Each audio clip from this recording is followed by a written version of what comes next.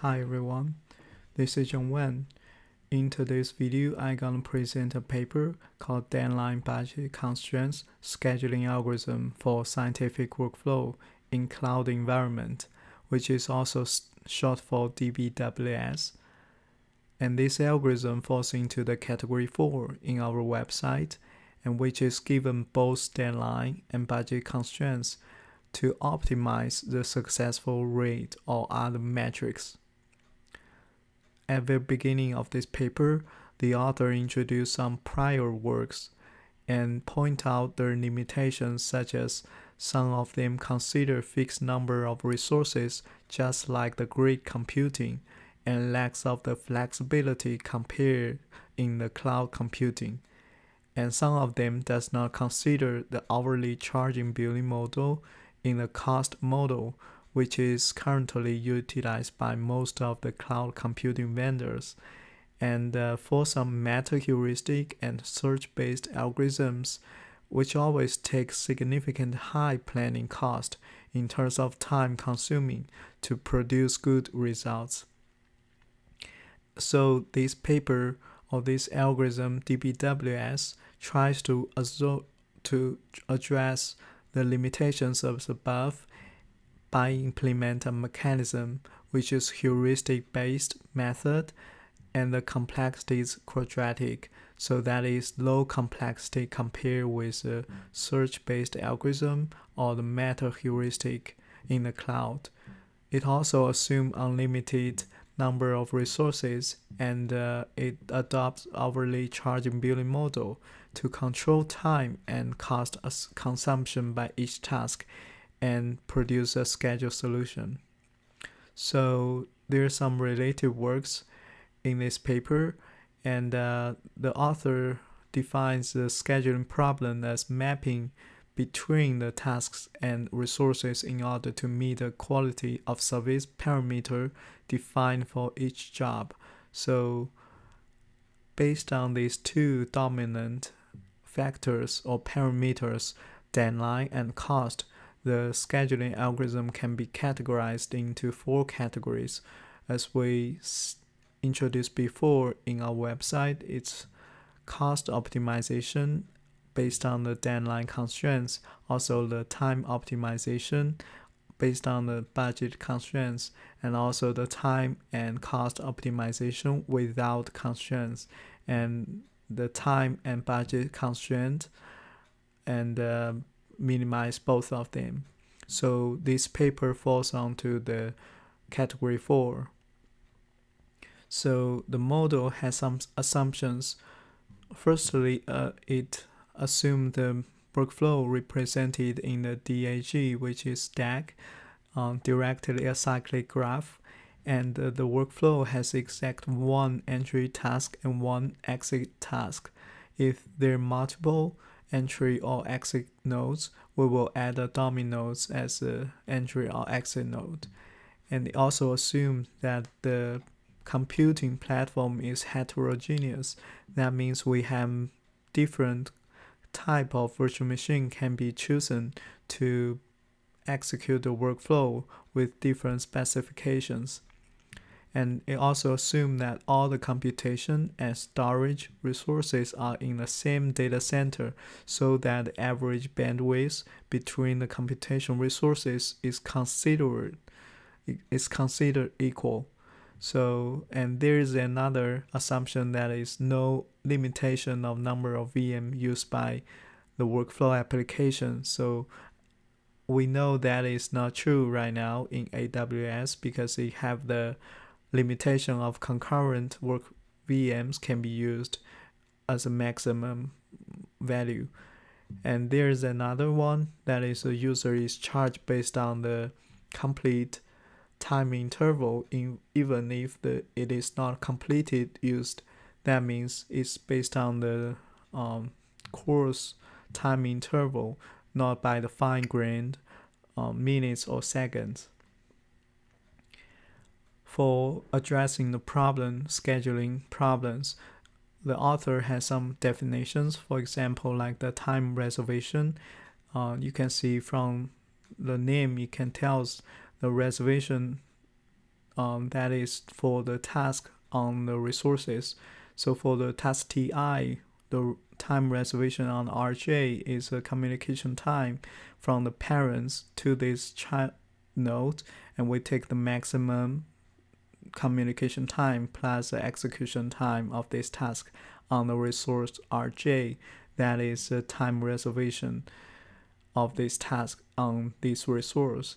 And we also take the earliest start time of Ti on the resource Rj like this.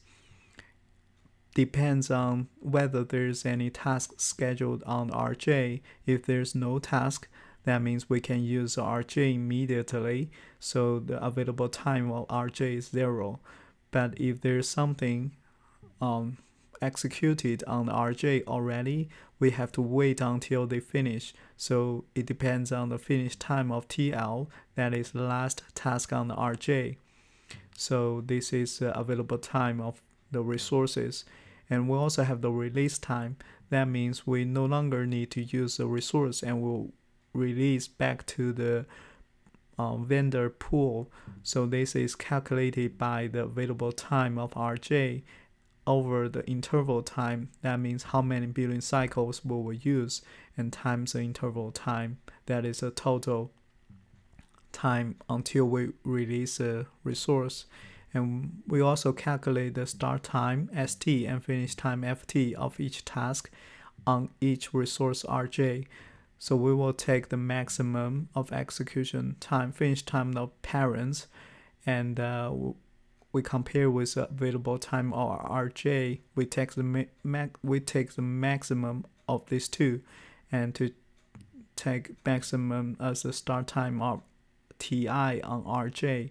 And we also calculate the ft of Ti on Rj by summarize the start time of Ti and the time reservation on this resource, as well as the boot time. This is the boot time lambda. That means every time we provision a resource, we need to boot up. That may take 90 seconds. So we also have some definition in terms of the cost. So you can see there are 3 conditions here for the total usage of task Ti execute on the resource Rj. So for the first case, if the release time is smaller than the start time of Ti on Rj, so that means we are at the third situation. So you can see here, the start time of T4 is greater, start time of T4 is greater than the release time of these resources VM3. So you can see here, the total usage time is calculated by the finish time of T4 minus the start time of T4, finish time of T4 minus start time of T4. And in the second case, if the finish time of task is smaller than the resource release time, that is the second case. So you can see here, the finish time of T4 is smaller than the release time of this resource. That means we can use this time period for free because it's already been paid by the previous previous tasks. And for the third case, if the time interval falls between these two, and we will split the task into 2 parts. For the first part, we will consider it still can use a time slot for free because it's already been paid. But the second part, since the release time to the finish time, it has to be paid for the new interval. So you can see from here, the third case is the finish time minus the release time. So finally, we also calculate the cost by taking this period of usage time over interval and take the root of this value and times the cost per time interval. So here is a proposed DBWS algorithm. Basically consists of 2 phases. The first phase is the task selection phase, which is prioritize task in upward rank. So if you watch my previous video talking about ACPCP, which is also describe how to calculate this upward rank in very detail, but here we just go through this formula. This is calculated by from the exit node to the entry node. So in a backward direction, we just calculate the longest path from the exit node to the current node. That is how this formula expressed. And the second phase is resource selection phase, and it's split into two steps. The first one is to distribute the deadline to each level of workflow. And here, the level means how many edges there are from the entry node to current node. So that means if the task has same number of the edges from the entry node, they will be clustered into the same level. So we will calculate the level execution. So this is calculated by takes the maximum of the maximum execution time of Ti. So here you can see we are using the slowest machine, and then plus the maximum transfer time from parents to this node, and we take the maximum of all the tasks in same level and find the maximum value and assign it as a maximum level execution time. And then we will do the sub-deadline distribution. So that means we will check how the proportion of these levels execution time is compared with the total execution time of the workflow. So you can see the proportion here will times the deadline, and then we get a proportion sub-deadline for this level, and then all the tasks in the same level will have the same sub-deadlines. So for the second step, we will have the resource selection, and by obtain the best balance between the time and cost. So we have two quality formula to compute either the time quality and the cost quality. You can notice we normalize both formula by the maximum value minus the minimum value of the, for example, the finish time and the cost. So we also have a coefficient epsilon that times on the both formula. This epsilon is based on whether the task meets its sub-deadline. If it meets, we will assign epsilon to 1. If not, we will assign it to 0. And finally, for the overall workflow, we will get the whole quality formula by combine these two together.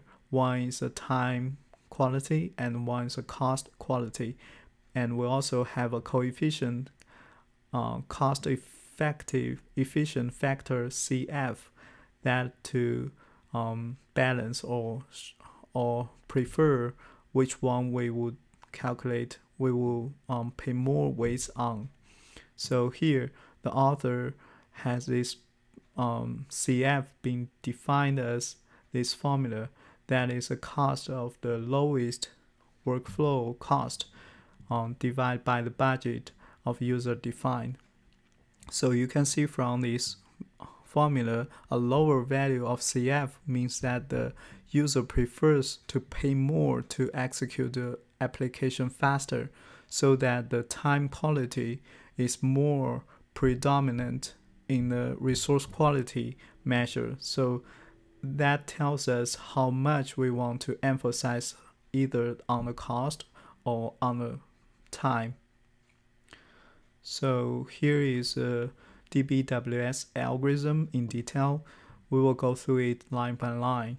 So it requires a DAG, which is a workflow representation, and user quality of service parameter, which is time and cost constraints value for the deadline and budget. And in the first line, it computes and sorts all the tasks based on their upward rank, just as we discussed just now.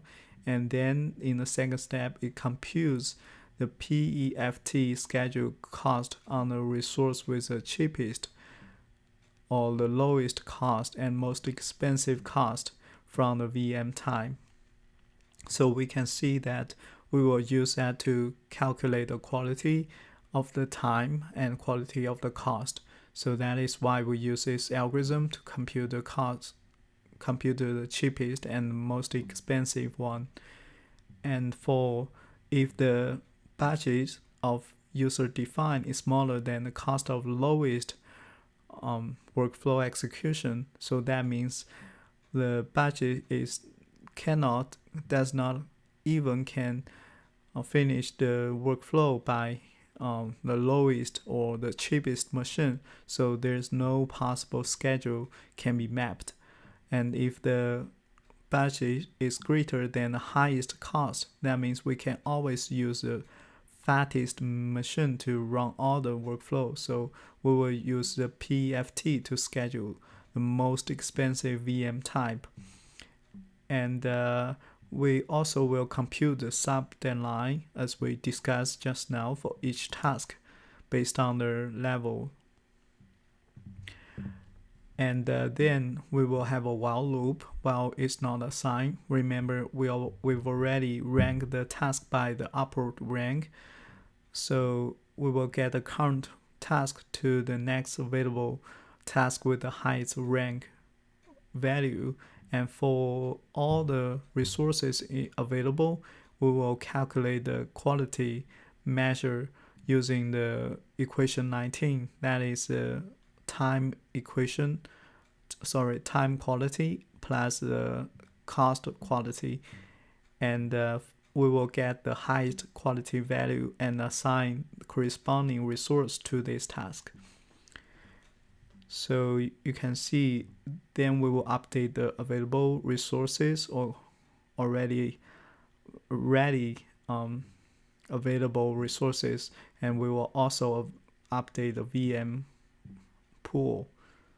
So this is how the DBWS algorithm basically will loop through all the tasks in the upward rank and assign them one by one and check all the resources and get the best one with the highest quality measure on the corresponding resource type. So here comes the experiment. Experiment result. The author compared this algorithm with 4 recent published algorithms. So this algorithm published on 2016. So at that time, like the hybrid MTCT and CWFT and also SABA are recent published algorithms. So they adopt these 4 to do the comparison. And for the budget and deadline constraints, they have the highest and lowest bound and defined as this formula. So you can see the deadline of the user defined is minimum plus a coefficient times the maximum minus minimum. So this coefficient alpha D is range from 0 to 1. Same as alpha B is to determine how the value is distributed among the minimum to the maximum. And the experiment has a performance matrix to measure the planning successful rate, also called PSR, and which is defined by the number of successful planning workflows over the total number of workflows in the experiment, that times 100. So we get a percentage or rate. So, and also in order to investigate the quality of a result, the author has defined 2 formula or 2 parameters to tell the quality. One is NM, that is the deadline of user defined, divide the actual make spend, and the MB is a budget user defined, divide the actual cost of the workflow execution. So you can see from these 2 formula, the higher value, the better that indicates the performance of the workflow. For example, for this one, if this value is higher, that means the make span actually take is small. That means we are finished the workflow very soon. That is good. And if this one is high, this whole formula is high, that means the cost we are actually using is very low. That means we are saving money. So here is experimental result. They adopt 4 well-known structure known as a cybershake and epigenomic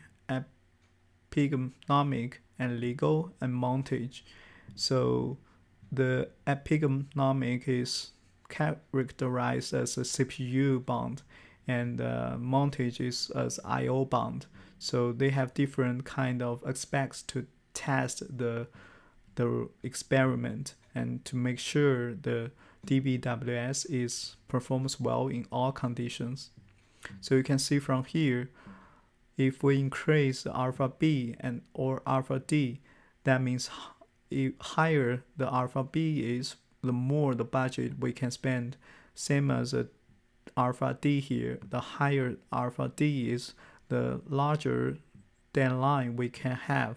So you can see here, even the budget or the deadlines are small, the DBWS still can have a lot of high rate to finish the workflow within the budget and deadline. So it has good performance. You can see similar graph here. The DBWS has good performance. And also the experimental result has another ratio related to the time and cost. So it depends on 2 parameters. One is NM and MB. We just talk about. One is the deadline over the actual make span used. One is the budget user defined over the cost actually used. We just said that the higher these 2 values are, the better result it is. So you can see from here, if it is above than 1, that means it's very good. And if it's below than 1, that means it's not so good. So you can see from here, for the DBWS, even the budget factor alpha B, when it's small, it all above the 1. So that means it performs well on the deadline make span ratio. And for this one, similarly, you can see even it has a very some poor performance, but overall it has very good performance when the alpha D, the deadline factor, is growing larger. So you can see it has a fair performance on the budget schedule cost ratio as well for the DBWS. So here's a conclusion. So we present a deadline budget workflow scheduling algorithm for cloud environments, which maps a workflow application to cloud resource constraint to user-defined deadline and budget values. The algorithm was compared with other state-of-art heuristic-based scheduling algorithms and have fair performance or good performance in different aspects. So I think that is overall or introduction of this paper. So thank you for your time. I hope you enjoyed this video. Until next time, happy coding.